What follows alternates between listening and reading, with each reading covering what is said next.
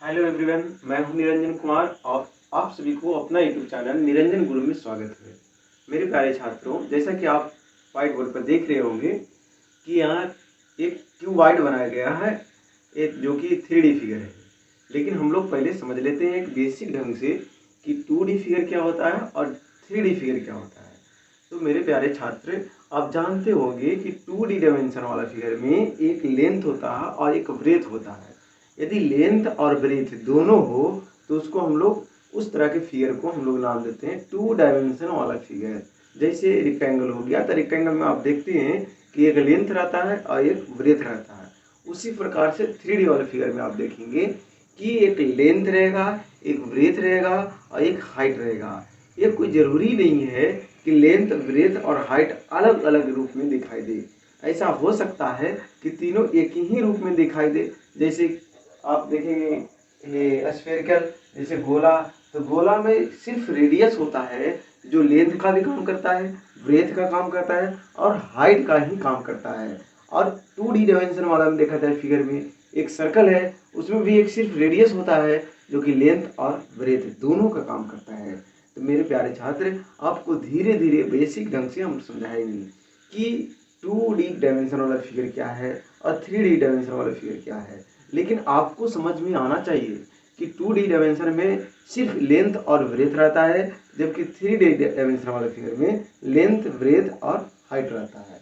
आइए एक हम लोग छोटा सा समझ तैयार करते हैं कि लेंथ, ब्रेथ और हाइट जो 3D फिगर में होता है उसमें क्या डिफरेंस होता है। मेरे प्यारे छात्र, आप लोग जानते होंगे कि 3D डायमेंशन वाला फिगर को दो कैटेगरी में बांटा गया है मुख्य रूप से, और उसको एक का नाम है प्रिज्म।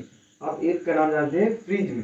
और प्रिज्म जो होता है, जैसे प्रिज्म किसको कहते हैं, तो प्रिज्म का नाम आप जानते होंगे कि प्रिज्म उस तरह को आकृति कहते हैं जिसका बेस एरिया जिस तरह से हो।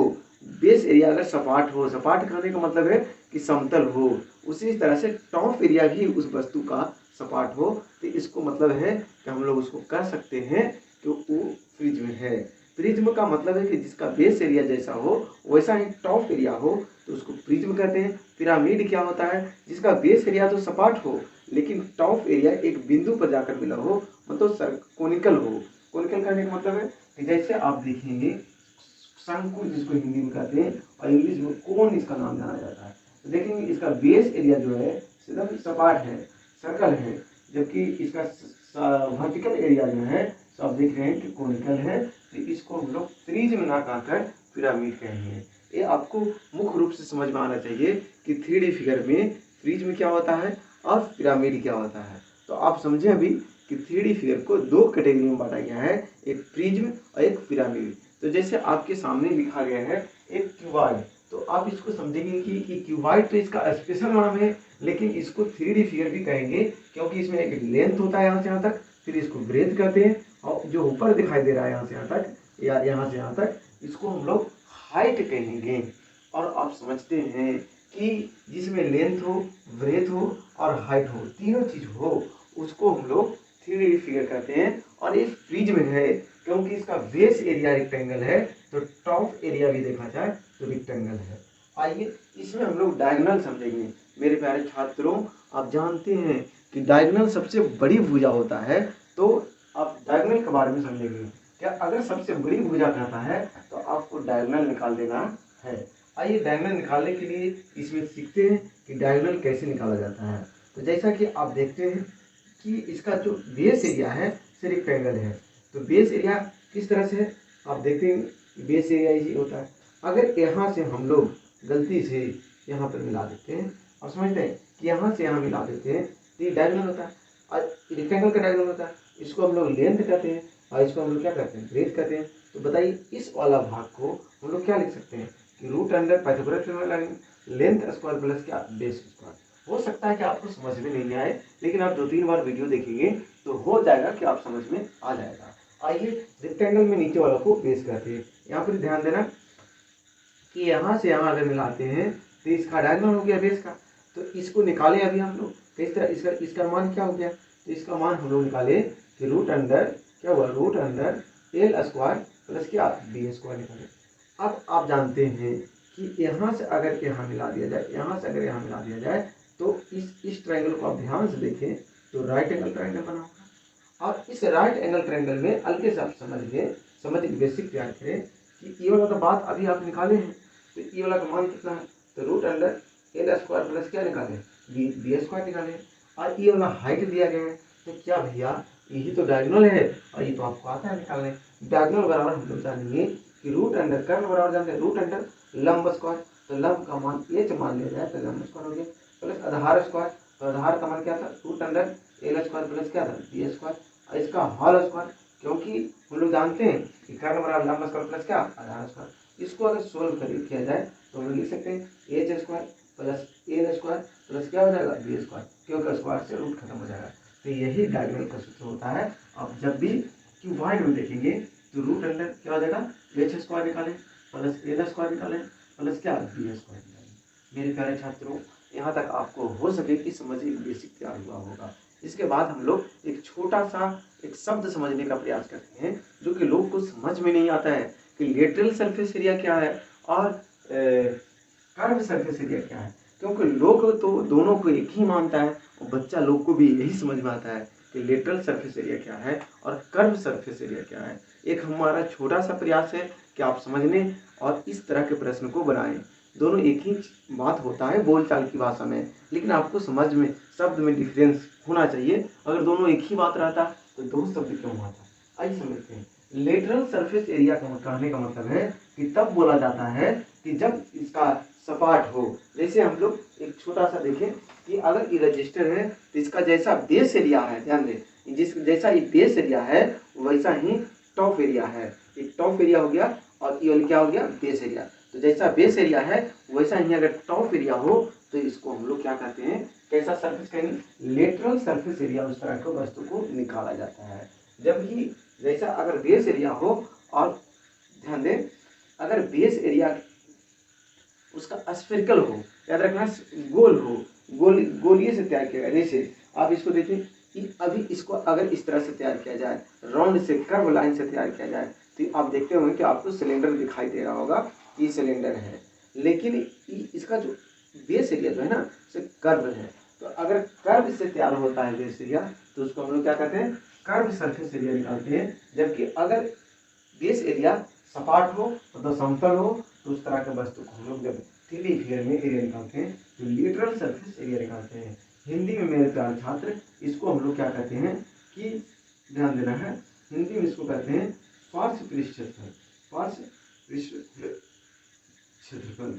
जबकि इसको हिंदी में क्या कहते हैं, वक्र पृष्ठ, वक्र पृष्ठ क्षेत्रफल। दोनों में अंतर होता है। आइए इसका फॉर्मूला तैयार करते हैं कि क्या होता है। मेरे प्यारे छात्र, प्रिज्म का जब भी आप कोई भी आप इसका अगर लेटरल सरफेस एरिया निकालना चाहते हैं तो याद रखना है कि लेटरल सरफेस एरिया बराबर क्या होता है कि जो वर्टिकल लाइन है, जो वर्टिकल लाइन है, हिंदी आप समझ गए होंगे, लिख दिए होंगे, और आगे हम लोग करते हैं वर्टिकल लाइन। तो याद रखिए कर्व सरफेस एरिया उसको कहते हैं जो खड़ा है। और इसका कर्व सरफेस एरिया देखा जाए तो कर्व सरफेस एरिया एक खड़ा है और एक ही खड़ा है। और ध्यान देना इसके अपोजिट भी इधर होता है और इसके अपोजिट इधर होता है। तो ये कर्व सरफेस, जबकि ऊपर वाला जो देखा जा रहा है और नीचे वाला देखा जा रहा है तो ये कर्व वर्टिकल नहीं है, ये हॉरिजॉन्टल है, सुता हुआ है। तो आप देखिए कि अगर इसका एरिया निकालें, इसका जो खड़ा है, आप इस भाग को ध्यान दें, इस भाग को ध्यान दें, इसको भाग दें लेंथ इंटू क्या हो जाएगा हाइट। जो इधर है ऊपरी साइड भी होगा, तो ऐसा क्या हो जाएगा 2 हो जाएगा। तो 2 इंटू क्या हो जाएगा लेंथ इंटू क्या हाइट, 2 हो गया।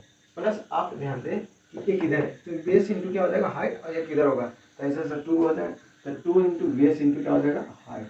अगर इसको देखा जाए तो 2 भी कॉमन है और एच भी कॉमन है, तो एल प्लस बी आया।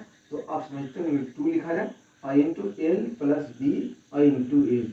ऐसा किताब लिखता है डिफिनेशन, लेकिन आप इस भाषा को समझेंगे कि इसको हम लोग क्या कर सकते हैं। तो आयत का परिमिति, रेक्टेंगल का परिमिति, रेक्टेंगल का परिमीटर है, तो आयत का क्या है, आयत का परिमिति, आयत का परिमिति इंटू ऊंचाई। ध्यान देना आयत क्या था इसमें, तो आयत देखा जाए तो इसका बेस जो था रेक्टेंगल था।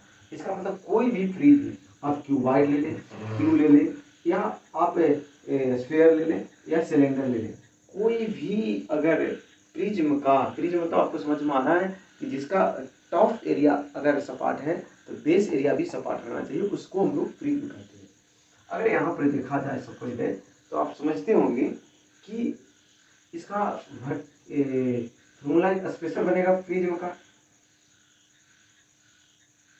का क्या, लेटरल सरफेस एरिया बराबर होता है या कर्व सरफेस एरिया बराबर होता है कर्व सरफेस एरिया। एक ही वो बात याद रखें, सारा फॉर्मूला याद करने से झंझट खत्म हो जाएगा। तो क्या, तो बेस परमिटिव, तो लिखेंगे क्या, आधार का परमिटिव,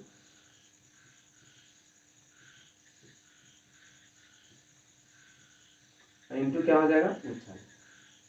किसी को आराम से आप निकाल सकते हैं, कोई भी फ्रीज में, जैसे सिलेंडर में भी आप निकाल सकते हैं, और हाथ आधार का परमिटिव इंटू ऊंचाई, इस सिलेंडर का भी निकल जाएगा। आगे दूसरा हम लोग समझे टोटल सरफेस एरिया कैसे निकाला जाएगा। अगर टोटल सरफेस एरिया निकालना हो तो यहाँ पर हम लोग क्यूबाइड में निकालें, क्यूबाइड में 6 फलक होता है। तो आप समझते हैं कि अगर पहला फलक का निकालें, इधर वाला निकालें तो क्या निकलेगा, ध्यान दें, इधर वाला निकाले थे, इसे टोटल सरफेस एरिया वाला लिख सकते हैं, लेटरल सरफेस एरिया और इंटू प्लस क्या, 2 इंटू बेस का surface area. Lateral surface area कितना था भैया, लेटरल सरफेस एरिया तभी तो निकाले थे, 2 into L B L H plus 2 into base, और प्लस बेस का क्या होता है, तो बेस का एल इंटू क्या होता है बी, और ऐसा सब 2 को था, ऐसा सब 2 था, 2 इंटू एल बी, तो यही इसको कॉमन किताब में लिख देता है 2 into L H plus B H plus L B. आप समझने के एक बार प्रयास करें, आइए इसको हम लोग लिखने का एक बार प्रयास करेंगे कि टोटल सरफेस एरिया बराबर प्रिज्म का, कोई भी प्रिज्म ले ले, चाहे सिलेंडर ले, चाहे आप क्यू ले ले, चाहे क्यूबाइड ले ले, चाहे सेमी स्क्वायर ले ले, आपको कोई भी ले ले, अगर उसका टोटल सरफेस एरिया निकालना तो क्या होगा, लेटरल सरफेस एरिया और प्लस क्या है 2 इंटू बेस का एरिया, बेस का एरिया। तो इस तरह से आप निकाल सकते हैं, कोई दिक्कत नहीं है, आप बहुत आसान से निकाल सकते हैं। तो मेरे प्यारे छात्रों, आपको समझ में जरूर आया होगा।